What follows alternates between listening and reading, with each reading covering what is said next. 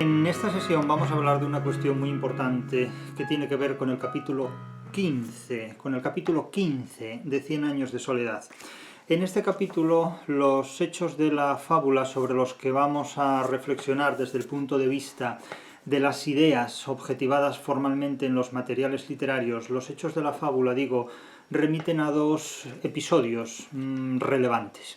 Uno de ellos es el que tiene que ver con el nacimiento del hijo de Meme Buendía con Mauricio Babilonia, que va a ser tutelado, la vida inicial de ese niño, de esa criatura, va a ser tutelada por Fernanda del Carpio, en unas condiciones que vamos a ver cómo se pueden interpretar.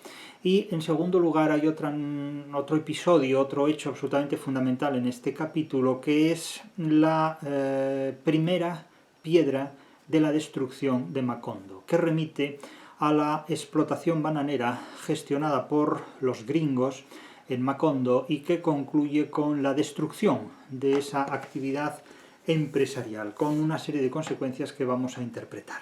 Estos son los hechos. Sobre estos hechos ficticios, literarios, es necesario llevar a cabo una serie de interpretaciones que nos permitan comprender hasta qué punto la literatura, cuando muerde la realidad, provoca en la realidad determinadas consecuencias. Vamos a ver cuáles son estas consecuencias. En primer lugar, hay que advertir que cuando la crítica literaria llega a este capítulo, cuando los lectores llegan a este capítulo, inciden en dos aspectos. Uno de ellos es en criticar al personaje de Fernanda del Carpio por considerarlo que actúa al estilo del siglo de oro español. Es decir, la crítica literaria ha identificado en Fernanda de Carpio el siglo de oro español y no ha identificado la patología religiosa. De tal manera que, errando el tiro, como de costumbre, permite que sobrevivan en la literatura determinadas tendencias que tienen que ver con la patología religiosa de los personajes afectados por estos problemas y vierten, la toxicidad sobre la matriz que hace posible toda la novela, el hispanismo. Esto es algo muy propio de la leyenda negra. Eso por una parte. Por otro lado, cuando tienen que enfrentarse a las consecuencias del imperio depredador norteamericano, estadounidense, gringo, lo hacen de una manera absolutamente tópica, de tal forma que tratan de resolver el problema de las consecuencias depredadoras del mundo gringo, del mundo neocapitalista, del mundo extremadamente liberal, tratan de resolverlo desde la oposición izquierda-derecha, es decir, reduciendo semejante cosa a un planteamiento absolutamente simple, de tal manera que la alternativa al neocolonialismo gringo, al neocapitalismo gringo, pues sería la izquierda, cuando en realidad la izquierda es una mitología que se disuelve perfectamente y cómodamente, acomodaticiamente, en cualquier forma de capitalismo y todos están contentos. Es decir, la única alternativa al imperialismo gringo es la hispanidad. Es decir, la hispanidad es superior a la izquierda y a la derecha. El imperialismo gringo también es superior a la izquierda y a la derecha, porque el imperialismo gringo se maneja perfectamente en países tercermundistas, se maneja perfectamente en cualquier contexto, excepto en una concepción de la vida propia de la hispanidad. Una concepción hispánica de la vida es una concepción que ni es enemiga del comercio ni es amiga del comercio, sino que considera que la vida humana debe organizarse conforme a unos valores que no pueden reducir la existencia del ser humano a actividades exclusivamente comerciales. Es decir, que la hegemonía protestante de la cual brota el concepto depredador de imperio anglosajón y por tanto de imperio gringo no es soluble en una concepción hispánica de la vida. Resulta que con frecuencia Latinoamérica, enfrentándose a Hispanoamérica, es decir, dejando sin resolver sus propios conflictos, apela a la izquierda, no se sabe exactamente a qué izquierda, a cuál de las múltiples izquierdas que se han desplegado a lo largo de la historia apela, para enfrentarse al neocolonialismo gringo. Es decir, la única forma de enfrentarse con convicción ideológica al neocolonialismo gringo, al neoliberalismo gringo, es la hispanidad. Es decir, no busquen en la izquierda la solución a los problemas del capitalismo cuando la solución a los problemas del capitalismo está en el hispánico modo de vivir. En el hispánico modo de vivir.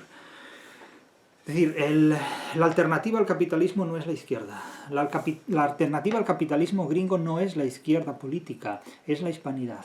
Otra cosa es que ustedes no sepan cómo organizar esta alternativa o esta oposición.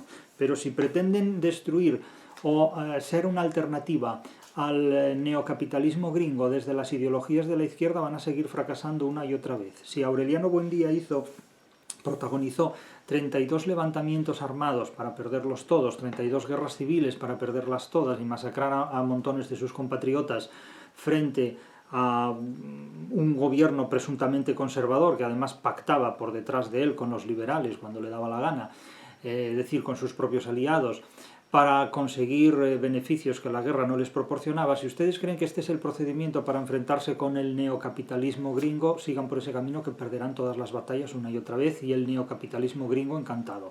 Ahora, si hay algo que realmente daña a la hegemonía protestante es la concepción hispánica de la vida. Y la concepción hispánica de la vida está presente en la literatura española mejor que en ninguna otra plataforma ideológica. Es decir, no ha habido ningún partido político, ninguna religión, ningún sistema ideológico en el que los contenidos fundamentales de la forma hispánica de vivir se hayan objetivado más nítidamente que en la literatura española. Lean El Quijote y ahí están los ideales de la vida española. Lean a Quevedo y ahí encontrarán los ideales de la vida española. Lean a Fray Luis de León, o lean incluso, si me apuran, incluso hasta San Juan de la Cruz, pero no en un formato ideológicamente espiritual. Lean el cántico materialista de Juan de la Cruz, es decir, o las coplas incluso de Jorge Manrique, o los libros sapienciales, ¿no?, donde el protagonista es el conde Lucanor, etcétera, etcétera. Quiero decir que la forma de vida española está definida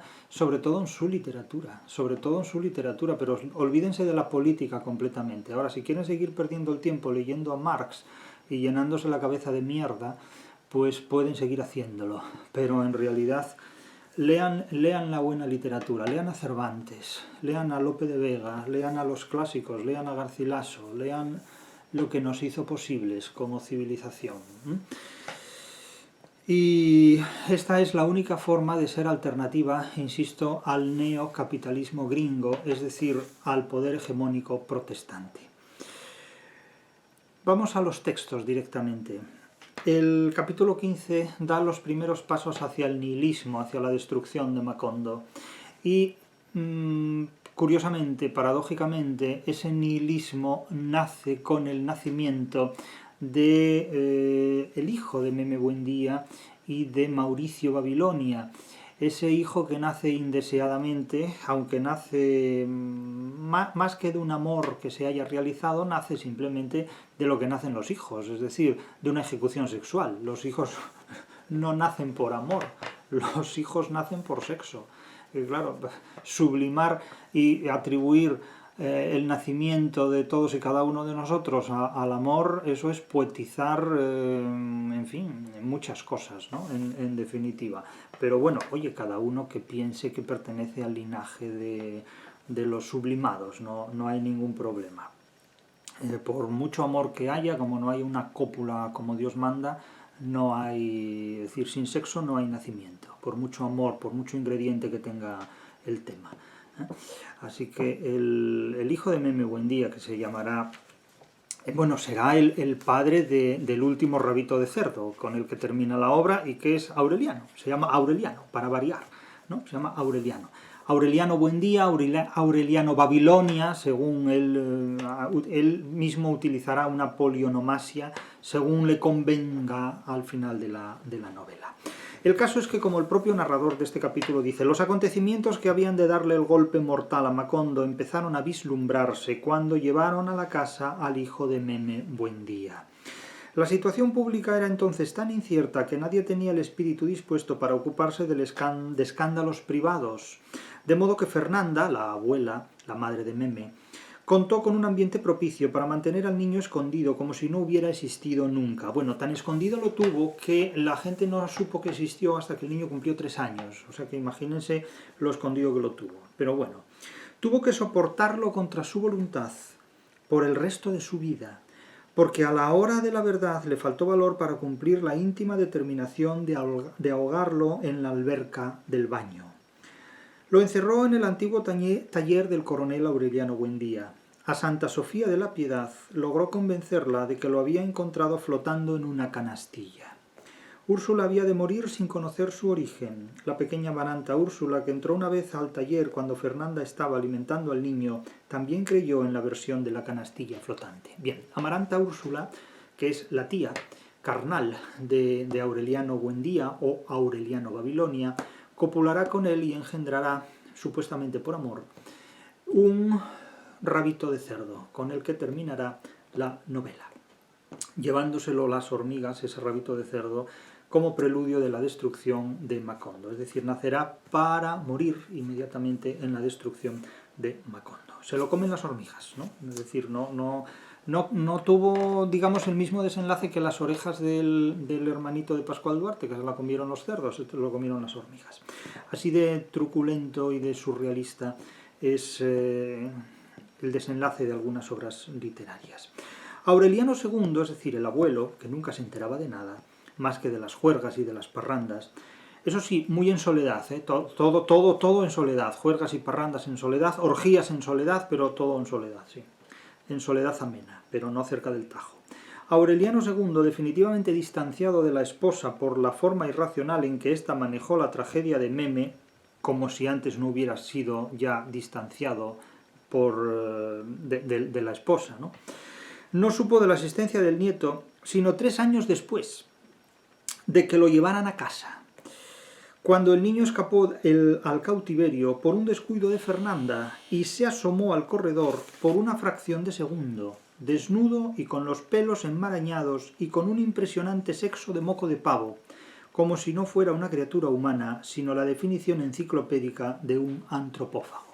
Esta configuración grotesca y caricaturesca, sexualmente hablando, de una criatura tan pequeña de 3 años, preludia las metamorfosis que, como consecuencia de las actividades sexuales, esta familia va a experimentar y dando lugar a criaturas que nacen con cola de cerdo.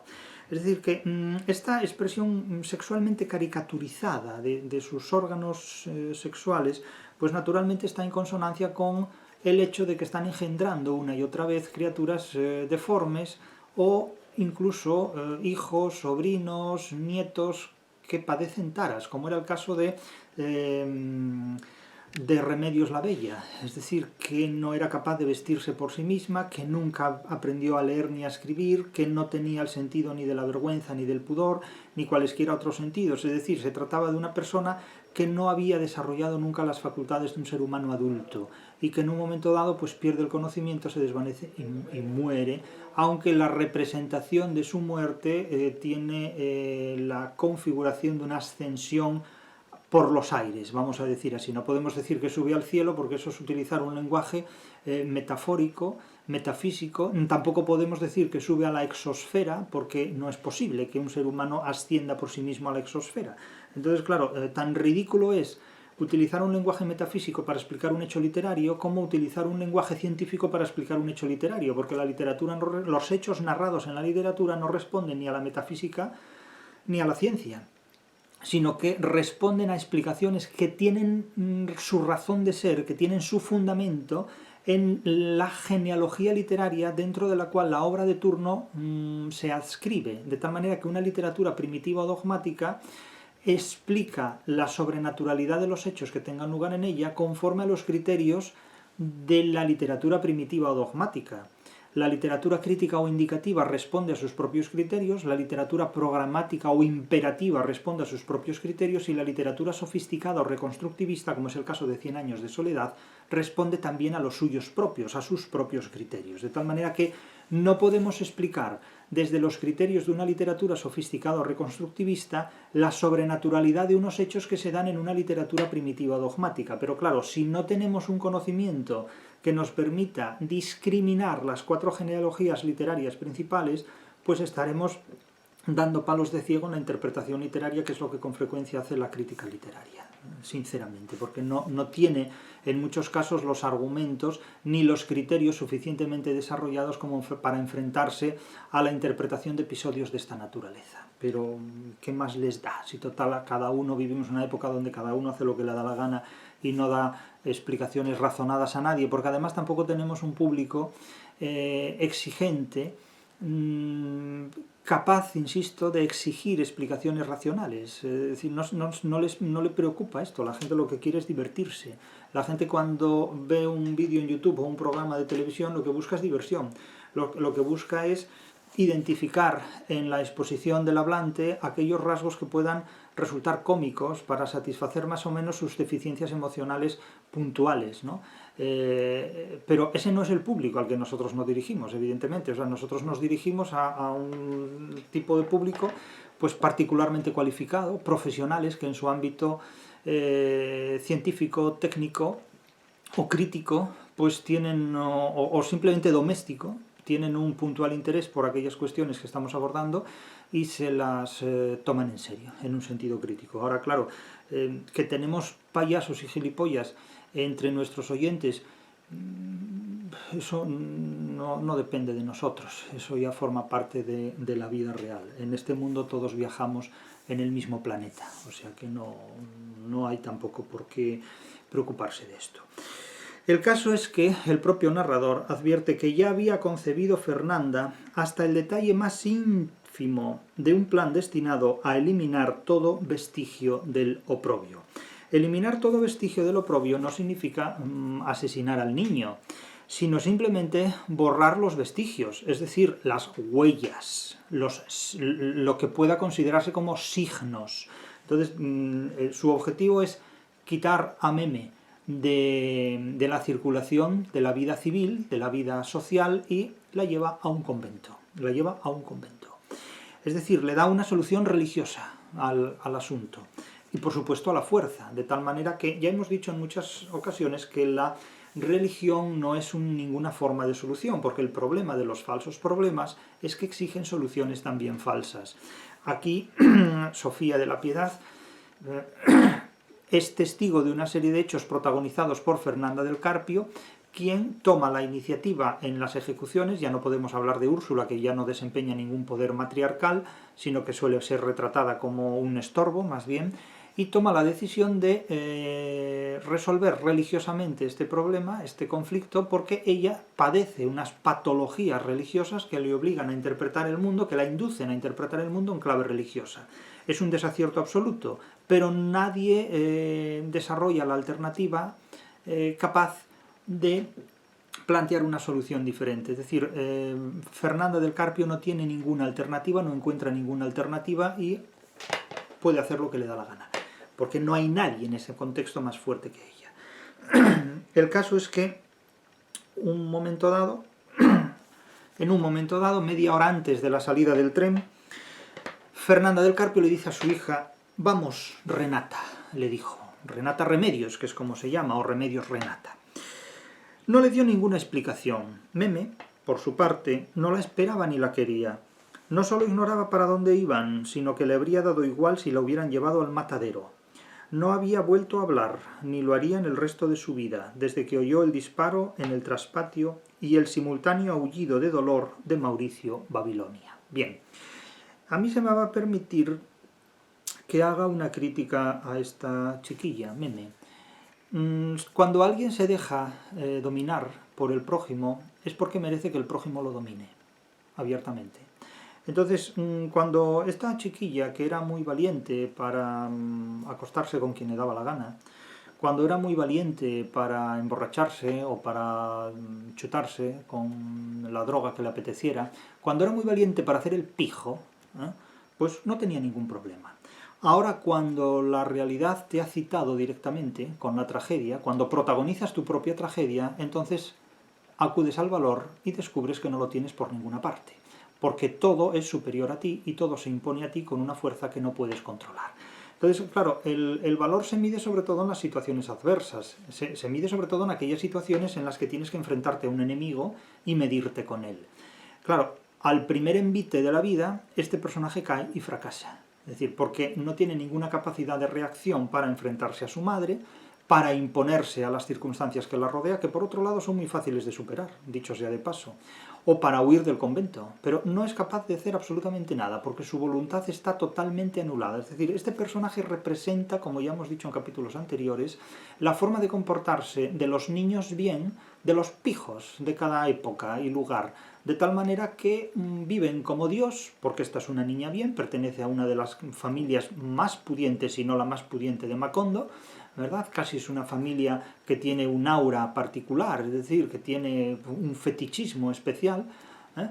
Y cuando se encuentra con el primer problema, con la primera dificultad de su vida, sucumbe absolutamente y definitivamente a ella. Por lo tanto, no es una persona que deba inspirar ninguna conmiseración, ni ningún respeto, ni ningún valor, porque ella misma se ha labrado su tragedia. Es decir, es que hay gente que vive ejerciendo la orfebrería de su propia tragedia, de tal forma que las vueltas que da la vida y los caprichos que tiene la diosa Fortuna, pues te van a coger en la primera de cambio. Porque si algo tiene la tragedia, y esto es una idea en la que vamos a volver a insistir al final de este capítulo, es que es una catástrofe que se caracteriza porque sus antecedentes son imprevisibles, no se ve venir la tragedia, y porque sus consecuencias son irreversibles, es decir, que una vez que han tenido lugar no hay forma de volverlas atrás. Por eso la tragedia tiene que ver directamente con la muerte, porque la muerte es algo que de ninguna manera tiene reversibilidad. Y hoy día no se acepta la versión religiosa en virtud de la cual hay una resurrección o hay una vida más allá de este mundo. Es decir, este argumento hoy día solo convence a fanáticos y a fanáticos muy escogidos. Hay que seleccionarlos muy bien realmente. Por lo tanto, insisto, la tragedia es una catástrofe de antecedentes imprevisibles, no se ven sus antecedentes, no se la ve venir, de ahí que se diga que la tragedia ciega al racionalismo humano, ciega al ser humano, y cuyas consecuencias son irreversibles, es decir, no tienen vuelta atrás, no tienen reverso, no es posible devolver la vida a alguien que la ha perdido, no es posible devolverle la vitalidad a Mauricio Babilonia, que han hecho incluso tal vez algo peor que matarlo, que ha sido dejarlo tetrapléjico para el resto de su vida, un hombre joven en perfecto estado de salud, ¿no? En fin, pero procedieron de una manera, procedieron como Calisto y Melibea, abiertamente. La Celestina en este caso era un ambiente familiar de una absoluta permisividad. Esto debería haberse articulado de otra manera, no se hizo y el desenlace fue de una tragedia inminente. El caso es que esta tragedia se resuelve metiendo a la chiquilla en un convento. En el viaje hacia el convento se dice: no vio las casas blancas de los gringos, no vio las carretas de bueyes cargadas de racimos en los caminos polvorientos, no vio las doncellas que saltaban como sábalos en los ríos transparentes, no miró a través de la ventanilla ni siquiera cuando se acabó la humedad ardiente de las plantaciones y el tren pasó por la llanura de Amapolas, donde estaba todavía el costillar carbonizado del galeón español, y salió luego al mismo aire diáfano y al mismo mar espumoso y sucio, donde casi un siglo antes fracasaron las ilusiones de José Arcadio Buendía. Quiere decir que hay toda una nostalgia del pasado que ya los familiares presentes no saben leer, no saben entender, no saben interpretar, porque no solo es que hayan perdido la memoria, es que han perdido el conocimiento de la historia, es decir, es el reflejo de la hispanidad. Un pueblo que ha perdido el conocimiento de su propia historia, habla como los gringos, piensa como los franceses y trabaja para el inglés. Esa es la vergüenza de la hispanidad, esa es la herencia de Bolívar, que fue el primero que quiso hablar como los gringos, pensó como los franceses y trabajó para el inglés. Y así le va.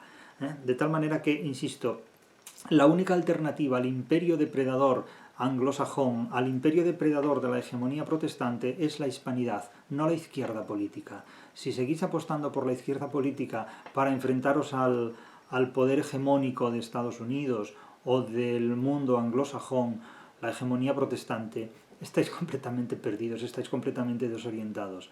La solución está en la hispanidad. España es la solución. El protestantismo es el problema, España es la solución, Europa es el problema. Y mientras no nos liberemos de pensamientos como el de Ortega y Gasset, imperativos como el que inventen ellos de Unamuno y memeces de esta naturaleza, escritas por personas que por otro lado han tenido una valiosa inteligencia en otros aspectos o en otras declaraciones, pero que en este punto han sido muy desafortunados, pues seguiremos equivocados. Es decir, España es la solución, el hispanismo es la solución, y Europa es el problema, la hegemonía protestante es el problema, y lo ha sido siempre. A ver cuándo metéis a Bolívar donde le corresponde, a ver cuándo metéis a Bolívar donde le corresponde, y a ver cuándo recuperamos los criterios que permitan establecer unas élites que gestionen los valores de la hispanidad de forma diferente. No estoy hablando de una unión política de la hispanidad, que sería lo deseable, estoy hablando de un conjunto de personas que sepan pensar la hispanidad, que sepan hacer inteligible la hispanidad, tal como la hispanidad exige y no tal como exigen los ingleses, los franceses o los gringos. Pero bueno, luego llega, claro, la crítica literaria que dice que el viaje de Meme, el viaje en tren de Meme, es también un regreso a la pureza y el silencio de los orígenes. Dice la crítica literaria que es un regreso a la pureza. ¿Y dónde estuvo la pureza? Pero ¿alguien me puede hablar de la pureza en los orígenes de la genealogía de los Buendía? ¿Pero qué pureza tienen? Si el punto cero de su pureza es un rabo de cerdo, que es la amenaza que determina biológicamente a toda la especie, casi iba a decir. Y el silencio de los orígenes. ¿Pero desde cuándo hay silencio en los orígenes? ¿Pero cuándo han estado callados estos tíos? Si han estado de parranda en parranda, de comilona en comilona, de pelea de gallos en pelea de gallos, de guerra en guerra. ¿Pero cuándo ha habido silencio? ¿Cuándo ha habido pureza? ¿Y cuándo ha habido soledad en la estirpe de los Buendía? Si es precisamente todo lo contrario. La soledad está fuera de ellos, está precisamente en una sociedad política que ha perdido la matriz estatal, que fue España en su momento, que éramos, no es que México fuera de España, es que México no existía. Lo que existía era el virreinato de Nueva España, que era España, era Nueva España, era una provincia más, era un virreinato más, era un territorio más de España. Es decir, pero bueno, la desunión vino después, pero sobre esto vamos a hablar inmediatamente. La iglesia es evidentemente una cárcel, es un auténtico convento de clausura, donde Meme Babilonia muere al final de sus días, y aquí se va a decir, va a haber un apunte acerca de cómo muere. Meme supo dónde estaban porque en el espanto del insomnio vio pasar al caballero vestido de negro que en una distante víspera de Navidad llevaron a la casa dentro de un cofre de plomo. Es decir, hace referencia al padre de Fernanda de Carpio, a su abuelo. Convento donde la educaron para reina, y entonces comprendió que había llegado al término del viaje. Convento donde educaron para reina a su madre, y comprendió que había llegado al término del viaje. Claro, Meme Buendía no tiene ningún tipo de voluntad, porque es una persona que no ha sido educada para tener voluntad, sino que ha sido educada para divertirse, para ser feliz. Y con frecuencia quien se educa para ser feliz acaba protagonizando una tragedia en muy poquito tiempo. De hecho, solo una sociedad absolutamente fracasada se preocupa por la felicidad. Porque quien tiene algo que hacer no se preocupa por la felicidad. Es decir, que la felicidad consiste básicamente en tener salud. Lo demás está de más completamente. Nadie se levanta todos los días pensando en cómo ser feliz a menos que sea medio gilipollas. Vamos, Renata, le dice una monjita. Meme le tomó la mano y se dejó llevar. La última vez que Fernanda la vio, tratando de igualar su paso con el de la novicia, acababa de cerrarse detrás de ella el rastrillo de hierro de la clausura. Todavía pensaba en Mauricio Babilonia, en su olor de aceite y en su ámbito de mariposas, y seguiría pensando en él todos los días de su vida, hasta la remota madrugada de otoño en que muriera de vejez, con sus nombres cambiados y sin haber dicho nunca una palabra, en un tenebroso hospital de Cracovia. Allí la manda el autor de la novela a través del narrador. Es decir que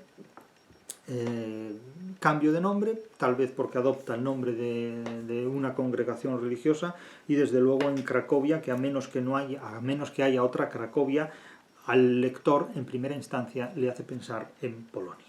Pero puede haber más de una Cracovia, Dios sabe dónde va, cuáles son los capilares del catolicismo. La Iglesia Católica tiene muchos capilares. José Arcadio II, es decir, su tío, estaba en ese contexto, en otra parte, en otro mundo. En ese momento estaba en otro contexto, en otro mundo, que es el mundo de los líderes sindicales. Es decir, él no es un trabajador cualquiera de la industria bananera, sino que es un líder sindical para defender, digamos, los trabajadores. Antes de ser líder sindical él era capataz, es decir, él trabajaba para el patrón, para el empresario, pero sin dejar de ser capataz se convierte en un líder sindical. Ya sabemos que José Arcadio Buendía probablemente en su infancia cambió su nombre y él realmente debería haber sido un Aureliano, mientras que su hermano Aureliano, el amigo de las parrandas, es propiamente un José Arcadio. Pero se cambiaron las identidades, los nombres y las esclavas, todo lo que los identificaba de pequeños. A partir de aquí comienzan en Macondo una serie de problemas sociales, de revueltas sociales, de conflictos laborales que apuntan directamente a los conflictos del imperio depredador gringo sobre un pueblecito de la hispanidad, sobre una población de la hispanidad, o no tan pueblecito como ya es Macondo. José Arcadio había renunciado al cargo de capataz de cuadrilla de la compañía bananera y tomó el partido de los trabajadores. Muy pronto se le señaló como agente de una conspiración internacional contra el orden público. Bien, esto es una manera ya de parodiar a los enemigos de José Arcadio. Pero, sin embargo, a la gente le encantan todo lo que tenga que ver con conjuraciones. De hecho, la gente vive siempre haciendo alarde de que conoce el secreto de las conjuraciones. Esto es muy curioso. Es decir, todo el mundo, para demostrar que sabe más que el prójimo, para demostrar que sabe más que su interlocutor, adopta la postura de que él ya conoce una trama oculta, que él o ella ya conocen una trama oculta que hay en el mundo para conseguir determinados propósitos, desde la manipulación de la pandemia de turno hasta cualquier otra cuestión que haya, ¿no? Entonces esto es muy curioso, como cada uno sabe más que la prensa que más engaña. Pues así lo mismo, esto. El caso es que alternando el conflicto de Meme Babilonia, de Meme Buendía, la que fue pues la amante de la enamorada de Mauricio Babilonia, con el conflicto laboral del imperio depredador gringo, de la industria bananera, Aureliano II, el padre de Meme, estaba dispuesto a rescatar a su hija, con la policía si era necesario, pero Fernanda le hizo ver papeles en los que se demostraba que había ingresado a la clausura por su propia voluntad. En efecto, Meme los había firmado cuando ya estaba del otro lado del rastrillo de hierro, y lo hizo con el mismo desdén con que se dejó conducir. Bien, pues si no muestra ninguna voluntad, el enemigo no va a mostrar ninguna piedad. En el fondo, Aureliano II no creyó en la legitimidad de las pruebas, como no creyó nunca que Mauricio Babilonia se hubiera metido al patio para robar gallinas, pero ambos expedientes le sirvieron para tranquilizar la conciencia, y pudo entonces volver sin remordimientos a la sombra de Petracotes, donde reanudó las parrandas ruidosas y las comilonas desaforadas. Quiero decir que este hizo lo mismo que la oposición cuando el gobierno hace algo, ¿no? Hace algún que otro aspaviento, pero concede y todo para adelante, no hay ningún problema. Estos son los buendías, es decir, inconstantes, inconscientes, acomodaticios. Entonces hizo algún que otro aspaviento, pues estaba dispuesto a sacarle incluso con la policía. ¿Cómo quedó la cosa? Que al final se convenció de todo lo que le dijo Fernanda del Carpio, su mujer, y se fue con Petracotes a reanudar las parrandas ruidosas, y las comilonas desaforadas. ¿Estos son los 100 años de soledad de los Buendía? Bueno, hombre, ya quisiera, cuánto gringo quisiera la soledad del hispanismo. Cuánto gringo que viven verdaderamente en soledad, eso sí que es la soledad. Si quieren saber ustedes lo que es la soledad, vayan a vivir a Estados Unidos. Vayan a vivir al mundo protestante, y ahí saben lo que es la soledad, pero de verdad. La soledad de verdad. La soledad de los Buendía, bueno, esto no se lo come nadie, no se lo cree nadie, que hay soledad aquí. La única soledad que hay aquí es la soledad política, la soledad de una sociedad sin Estado matriz, porque el Estado matriz se lo arrebató un individuo que se llamó Simón Bolívar. En definitiva.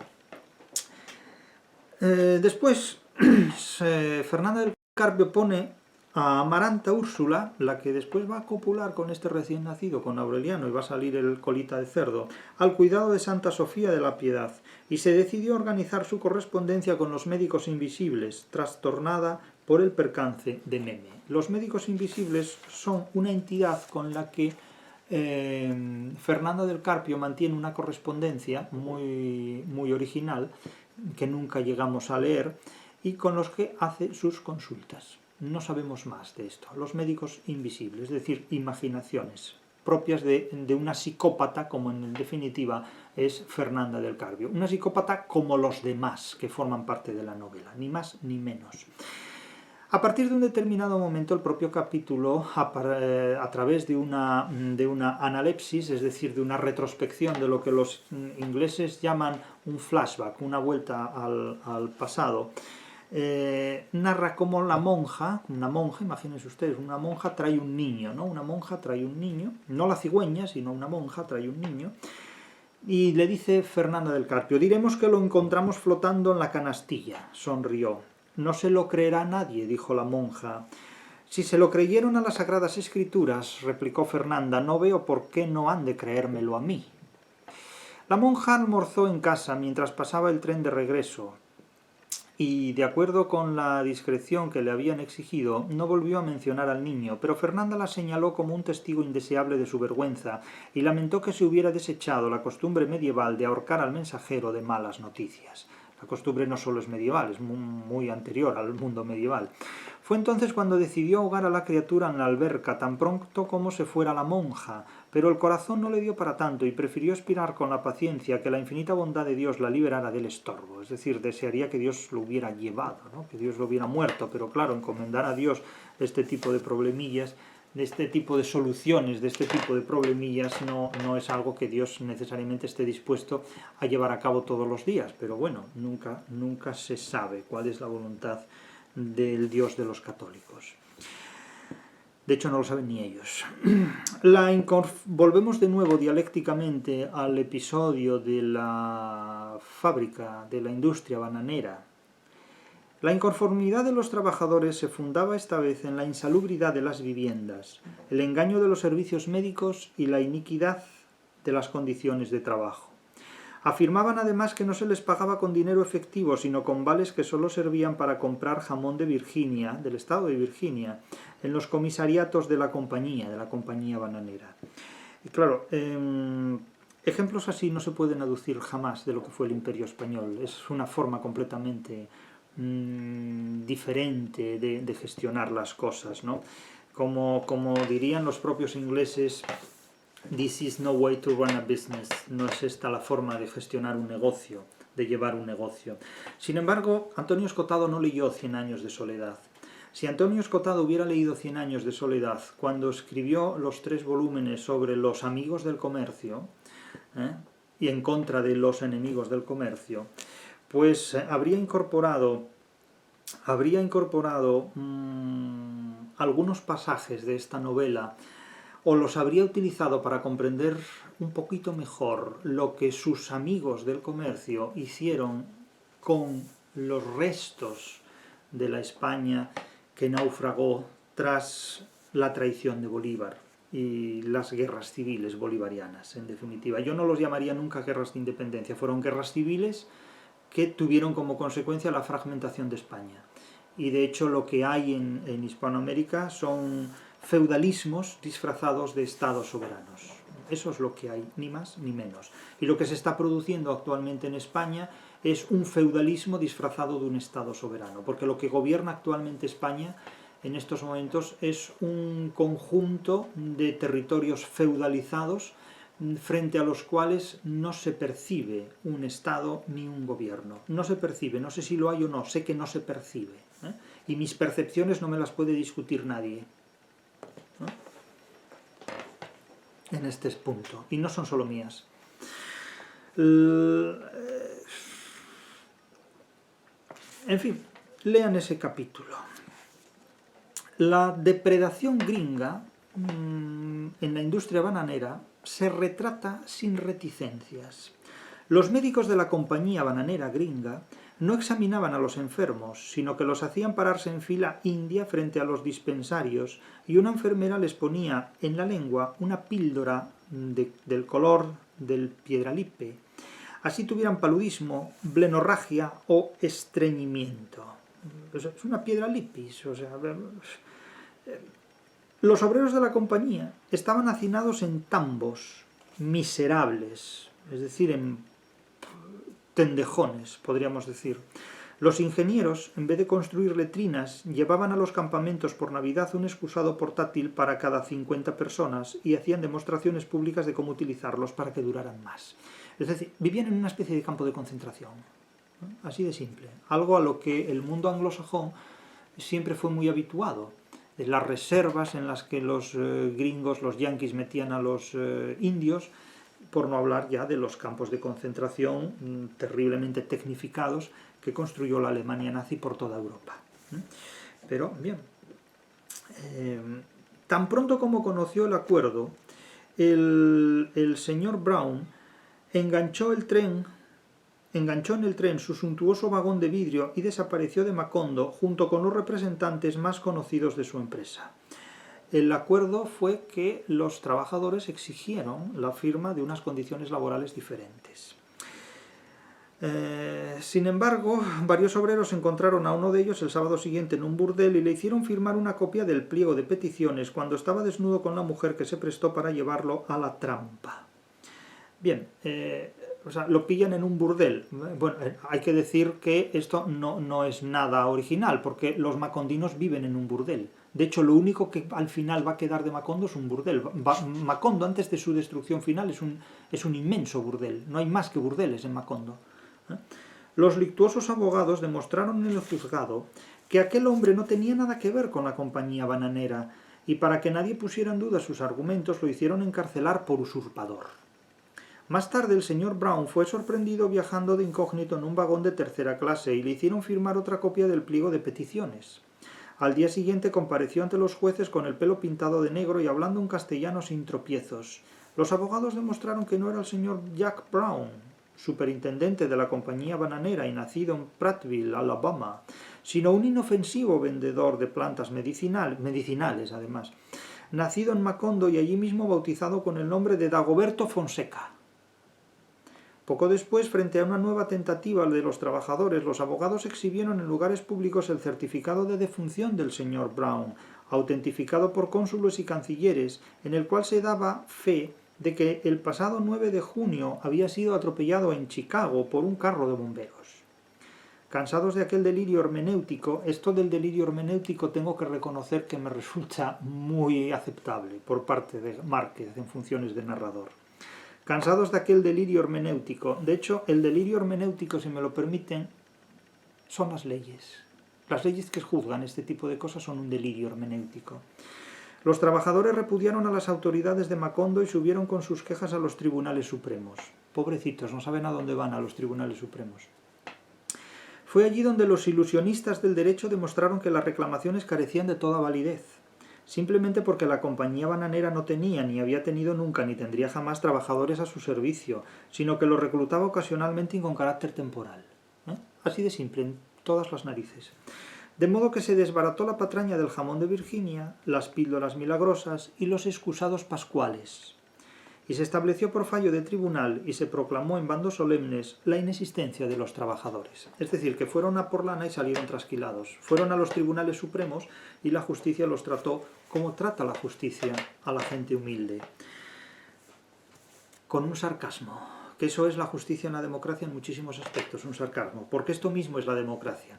El fracaso de la democracia consiste precisamente por dejar a los ciudadanos a merced de la soledad política, por darles la espalda a los ciudadanos. Esto es básicamente la democracia protestante, la democracia de hegemonía protestante implantada en los países allí donde llega el poder hegemónico del protestantismo. Me van a permitir que diga que con Blas de Lezo esto no hubiera ocurrido en ninguna parte de Hispanoamérica. Pero sin Blas de Lezo y con Bolívar, esto es la herencia del poder hegemónico estadounidense en lo que fue en su momento la España americana, Hispanoamérica hoy, al que muchos de ustedes llaman Latinoamérica, es decir, hablando como los franceses, pensando como los ingleses y trabajando para los gringos. ¿Ese es el destino de Hispanoamérica, trabajar para los gringos? Trabajen para ustedes, vivan de su trabajo. Si son independientes de verdad, ¿por qué nacieron hipotecados con un banco protestante? Esa es la herencia de Bolívar. ¿Cuándo se van a deshacer de Bolívar? ¿Cuándo se van a deshacer de Bolívar? Pues ya me lo dirán cuándo se van a deshacer de Bolívar. Como consecuencia de todo esto, perdida la batalla legal, ahora tienen que perder la batalla física, la batalla de la infantería. Se dispone que 3 regimientos de militares invadan Macondo. Eran 3 regimientos cuya marcha pautada por tambor de galeotes hacía trepidar la tierra. La ley marcial facultaba al ejército para asumir funciones de árbitro de la controversia, pero no se hizo ninguna tentativa de conciliación. Tan pronto como se exhibieron en Macondo, los soldados pusieron a un lado los fusiles, cortaron y embarcaron el banano y movilizaron los trenes.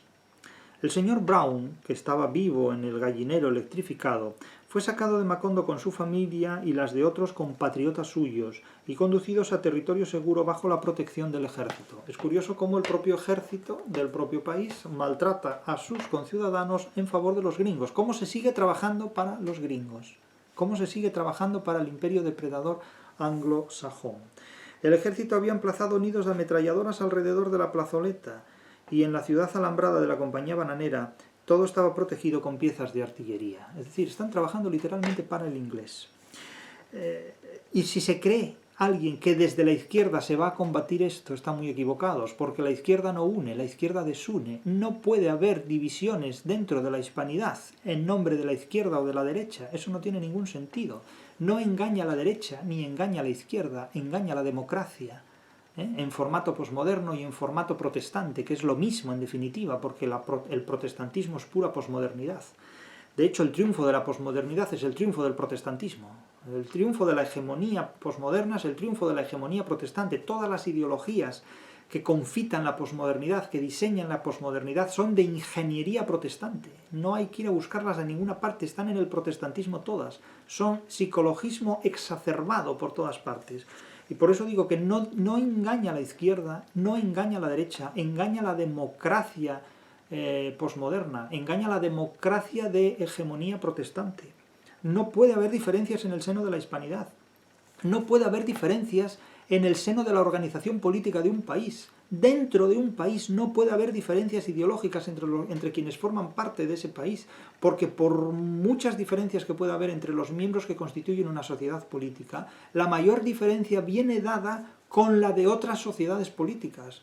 Por lo tanto, cuando se suprimen las fronteras entre sociedades políticas, lo que se está alimentando es la división interna de cada grupo humano, que es lo que está ocurriendo en la posmodernidad, y está ocurriendo además bajo la fórmula política de la democracia, lo cual tiene como consecuencia la destrucción de los estados. De hecho, el objetivo de la democracia posmoderna es la destrucción del estado moderno para propiciar la libre circulación de la depredación que ejercen los amigos del comercio en nombre de la hegemonía protestante. Ni más ni menos. Ya he dicho que los estados tienen 3 enemigos fundamentales en este momento, que son los amigos del comercio, que son los nacionalismos y que son las iglesias, sobre todo la iglesia católica y protestante, la católica que se ha protestantizado en las últimas décadas de una forma completamente grotesca y sorprendente, y la protestante que tiene un concepto de comercio feudalizante, es decir, para el comercio protestante el éxito no está en el comercio entre naciones, entre estados, sino que está entre feudos. El éxito comercial está entre feudos, no entre estados, porque los feudos no tienen la carga impositiva que sí plantean los estados. Tengas en cuenta que el comercio en su sentido moderno, en su sentido hegemónico protestante, nace en los feudos luteranos y calvinistas, no en los estados modernos. El comercio no tiene ninguna simpatía con los estados modernos. De hecho, ¿cómo puede explicarse desde un libro como el de Max Weber, La ética protestante, el éxito del comercio chino, el éxito de las concepciones de la economía china? ¿Cómo puede explicarse esto si no hay protestantismo en China y China está desplegando unas potencias económicas que ningún otro estado occidental puede desplegar? Incluso borrando las fronteras de los estados entre sí para potenciar precisamente y en exclusiva el poder depredador de estas industrias, no solo bananeras, por así decirlo, ¿no? Claro. Se dice que en un momento dado un militar toma el gramófono, la bocina del gramófono, y lee que el decreto número 4 del jefe civil y militar de la provincia, en virtud del cual estaba firmado por el general Carlos Cortes Vargas y por su secretario, el mayor Enrique García Izaza, y en 3 artículos de 80 palabras declaraba a los huelguistas cuadrilla de malhechores y facultaba al ejército para matarlos a bala. Así de simple, sin ningún tipo de problema. Señoras y señores, dijo el capitán con una voz baja, quiero reparar en esto. Fíjense en la expresión, señoras y señores, así se dijo siempre en español, primero las mujeres y después los hombres. No se dijo nunca damas y caballeros, eso es una expresión totalmente anglosajona. Lo nuestro es hablar de señoras y señores, y primero las damas por cortesía, porque primero van las personas del sexo de quien no habla, es decir, de quien habla. Es decir, si habla un hombre, lo lógico es que diga señoras y señores, y si habla una señora, pues lo lógico sería que dijera señores y señoras. Pero aquí habla un hombre y dice señoras y señores, no dice damas y caballeros. Claro que llamar de damas y caballeros a los huelguistas sería un poco chocante. Pero la expresión caballeros no entra en el español natural, sino que viene de usos más bien anglosajones. Y no porque no hubiera caballeros en el hispanismo o en la tradición hispánica, sino simplemente porque el término más común y sin distinciones de clases sociales era señoras y señores. Dijo el capitán con una voz baja, lenta, un poco cansada. Tienen 5 minutos para retirarse. Claro, esto a mí me recuerda a Numancia. Han pasado 5 minutos. Nadie se movió. Han pasado 5 minutos, dijo el capitán en el mismo tono. 1 minuto más y se hará fuego. José Arcadio II, sudando hielo, se bajó al niño de los hombros, se lo entregó a la mujer. Estos cabrones son capaces de disparar. Y efectivamente así es. Disparan y se produce una masacre de prácticamente unos 3.000 muertos. Matan a todas las personas que hay ahí. Debe ser el único punto de 100 años de soledad en el que la crítica literaria no encuentra razones para hablar de la leyenda rosa de los gringos, de la leyenda rosa de la hegemonía protestante, y donde se tiene que comer la no leyenda negra, sino la página negra de la historia de una Hispanoamérica que trabaja en estas condiciones para el inglés, y que cuando se niega a trabajar en esas condiciones, los propios compatriotas hispanoamericanos los ejecutan como si fueran una prolongación del imperialismo gringo para seguir trabajando para el inglés. Ocurre que esto sigue ocurriendo en Colombia. Sigue ocurriendo en Colombia, sigue ocurriendo en Venezuela. ¿Por qué no se hace nada en Venezuela? ¿Por qué se deja todo como está en Venezuela? Porque, es decir, los gringos arrebatan a España una provincia, que es Cuba, para que después aparezca un Fidel Castro. ¿Cuál es la política internacional de los Estados Unidos en Hispanoamérica? No lo saben ni ellos, no lo saben ni ellos. El problema es que los hispanoamericanos tampoco lo han controlado nunca, porque la herencia de Bolívar implica esa supeditación, esa sumisión, esa subordinación, esa esclavitud perenne de la hegemonía protestante. ¿Cuándo nos enteraremos, tanto los hispanoamericanos como los españoles, que el hispanismo es la solución y la hegemonía protestante es el problema, disfrazado este problema de Europa o de lo que se quiera, o de lo que se quiera? Pero el hispanismo es la solución. La solución no es la izquierda ni la derecha, la solución es la hispanidad, es el hispanismo. El hispanismo es superior e irreductible a opciones políticas, y es superior e irreductible a los conflictos internos que las propias comunidades de hispanos tengamos entre nosotros. Pero mientras eso no se quiera ver, no superaremos estos problemas. Pero así es como se comportan los amigos del comercio, así es como se comportan los amigos de Escotado, así es como se comporta el neoliberalismo, y así es como se comportan los que gestionaron la herencia de Bolívar y crearon a un Bolívar para que jodiera la hispanidad, en definitiva. El caso es que este líder sindical, primero capataz y ahora líder sindical, está en el centro de todos los ejecutados, pero sobrevive a las ejecuciones, sobrevive milagrosamente, sobrevive literariamente, y despierta de su inconsciencia en un vagón lleno de cadáveres, hasta tal punto que ese vagón forma parte de un tren interminable en el que se han metido aproximadamente unos 3.000 cadáveres, unos 3.000 asesinados. Despierta cuando va en ese viaje, en ese tren, y huye de esa sierpe de cadáveres que se conducen al mar para tirarlos allí, al mar, en la costa, como tantas veces se ha hecho con tantas personas asesinadas en Hispanoamérica, tanto por la izquierda como por la derecha en sus diferentes orientaciones y manifestaciones políticas. Ya digo que para mí la izquierda y la derecha son formas de engañar a la gente que la democracia activa para mantenerse como fórmula de gobierno que no admite otras alternativas. La democracia se ha convertido actualmente en la forma más sutil de totalitarismo, y en la fórmula política más soberbia, porque no admite que se le pueda plantear ninguna otra alternativa. Es decir, la democracia exhibe un orgullo y una superioridad, un complejo de superioridad en virtud del cual no hay ninguna otra fórmula política capaz de ser alternativa a la propia democracia. Claro, esto es un engreimiento absolutamente feroz, porque es un callejón sin salida. Y precisamente por conducirnos a este callejón sin salida, la democracia en muy pocas décadas se irá al basurero de la historia. Yo no sé si lo veré o no, nunca se sabe lo que uno vivirá, pero desde luego a la democracia le quedan 2 telediarios. Y le quedan 2 telediarios porque ya no es democracia, sino que se ha convertido en la forma más sutil de totalitarismo. Los que hemos nacido en una sociedad donde disponíamos de más libertades que la actual, sabemos que esto no es una democracia. La democracia es otra cosa. La democracia es una articulación de poderes, no una recurrencia de monismo donde el poder reside en una élite exclusiva o en una recurrencia de atomismo donde el poder está tan desarticulado que se imponen tiranías locales y parciales como el neofeudalismo en el que actualmente estamos viviendo en España. El caso es que este superviviente, el líder sindical, regresa a Macondo y trata de denunciar lo que ha visto ante otras personas que le niegan rotundamente cualquier matanza habida en la población. Dicen que aquí no ha habido nada. Los muertos, aclaró él, deberían ser como 3000, murmuró. ¿Qué? Los muertos, aclaró, debían ser todos los que estaban en la estación. La mujer lo midió con una mirada de lástima. Aquí no ha habido muertos, dijo. Desde los tiempos de tu tío, el coronel, Aureliano Buendía, no ha pasado nada en Macondo. Así de simple. Así es como se resuelve el problema. Tampoco él creyó la versión, su hermano, de la masacre ni la pesadilla del tren cargado de muertos que viajaba hacia el mar. La noche anterior había leído un bando nacional extraordinario para informar que los obreros habían obedecido la orden de evacuar la estación y se dirigían a sus casas en caravanas pacíficas. El bando informaba también que los dirigentes sindicales, con un elevado espíritu patriótico, habían reducido sus peticiones a 2 puntos: reforma de los servicios médicos y construcción de letrinas en las viviendas. Estas son las mentiras oficiales.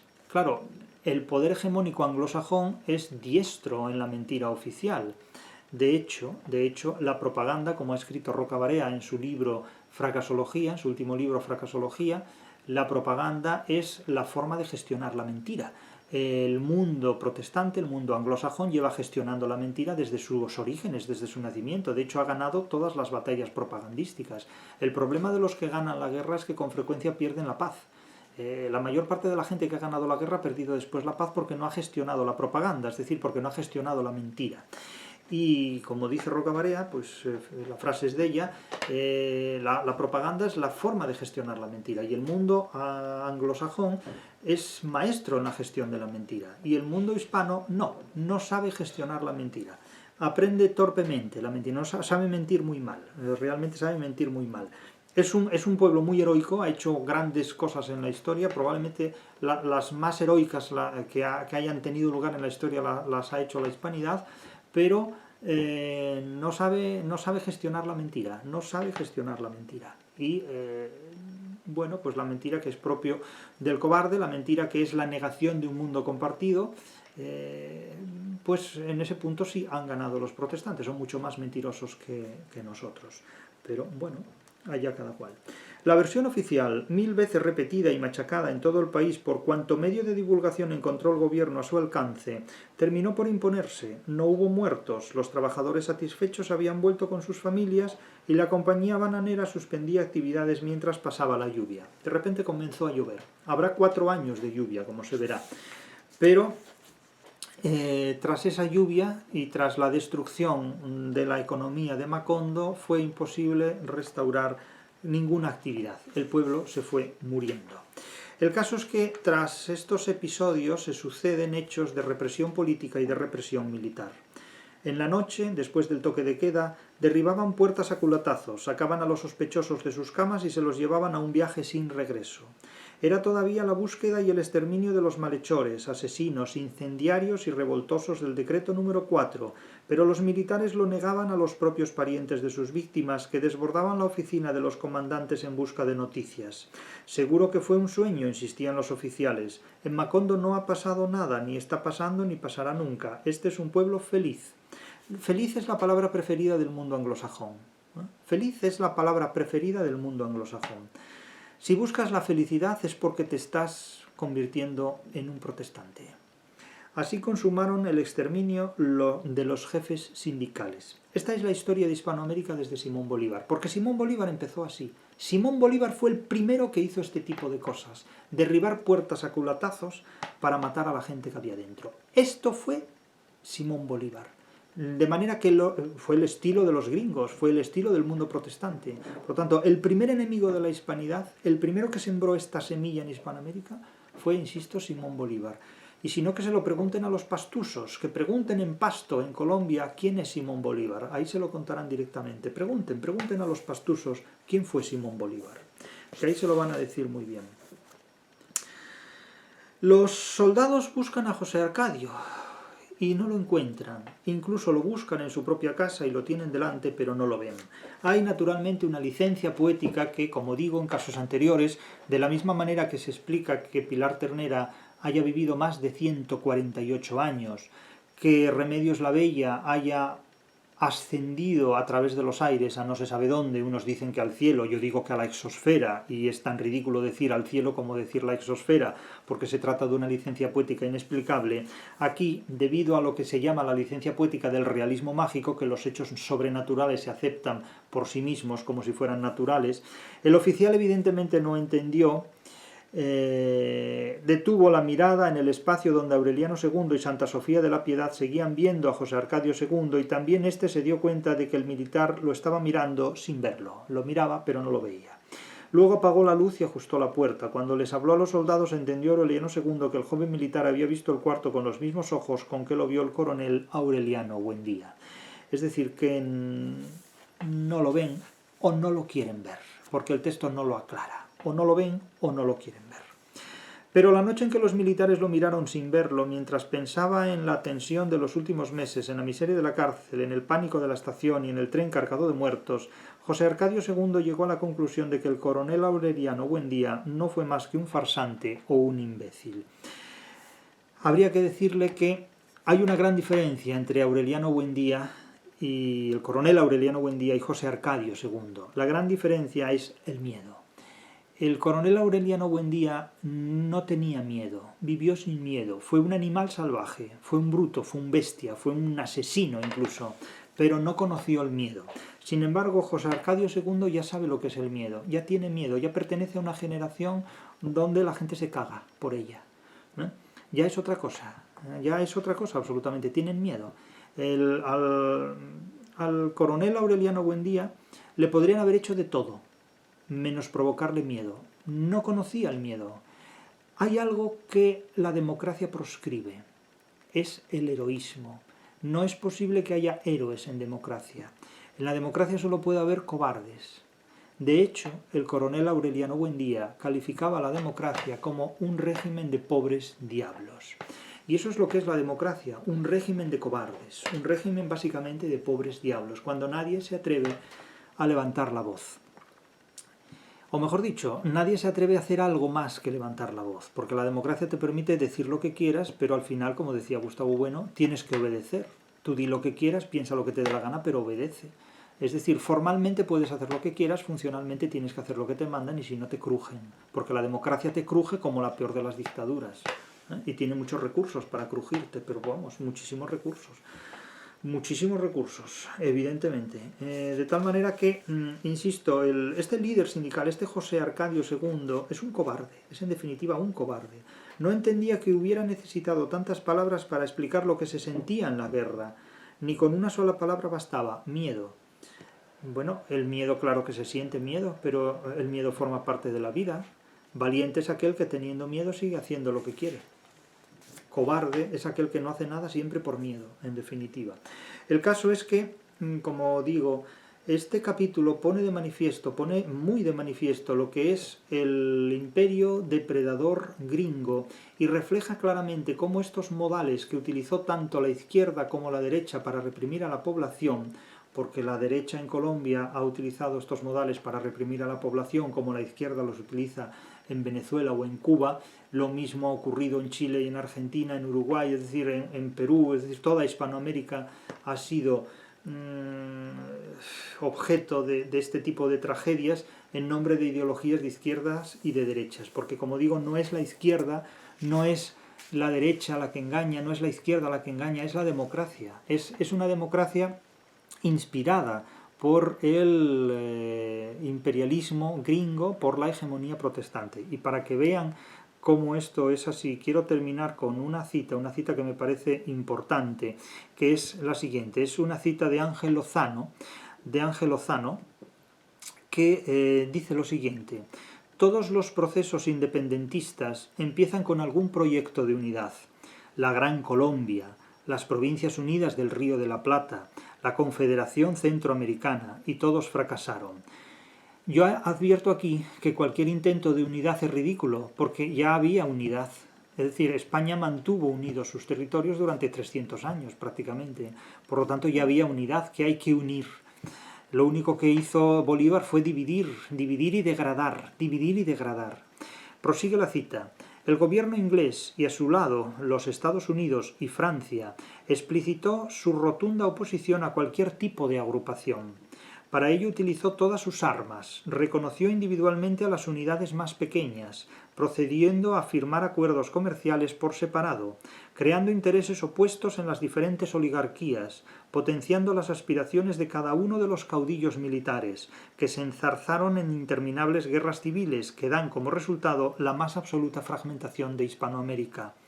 Cuando esto no fue posible, recurrieron a la intervención directa, propiciando la creación de Uruguay para evitar el surgimiento de Argentina como potencia, o apoyando a Chile contra Perú o contra Colombia. Bien, esa es la historia de Hispanoamérica cuando España queda desunida gracias a la traición de Bolívar, que negó a los suyos la posibilidad de un mundo compartido. Esto es una auténtica tragedia política. Y hasta cierto punto, porque tal vez, aunque estos hechos fueron previsibles, no diré que no sean absolutamente irreversibles. Tiene que haber alguna posibilidad para reorganizar de otro modo la relación política de los que formamos parte de la hispanidad. Desde luego, 100 años de soledad es la obra que remite a 100 años sin España, a 100 años sin una sociedad políticamente matriz. Y esta situación debería cambiar. Y la única forma posible que se me ocurre de que pueda cambiar es reemplazando a las élites de la hispanidad por élites de intelectuales y de personas competentes que sean lo contrario a lo que han sido las que hemos tenido prácticamente en España desde 1700. Es decir, que ya en el siglo XVIII, con la irrupción de lo francés, la cuestión empezó a deteriorarse. Es decir, es necesario un cambio en la gestión de la hispanidad. Todos cuantos gobiernan actualmente la hispanidad son enemigos de ella. Por lo tanto, no podemos contar con ellos para reorganizar lo que forma parte de lo que somos. Ellos son nuestros enemigos. Los enemigos están dentro y están gobernándonos. No son los extranjeros, son los que nos gobiernan.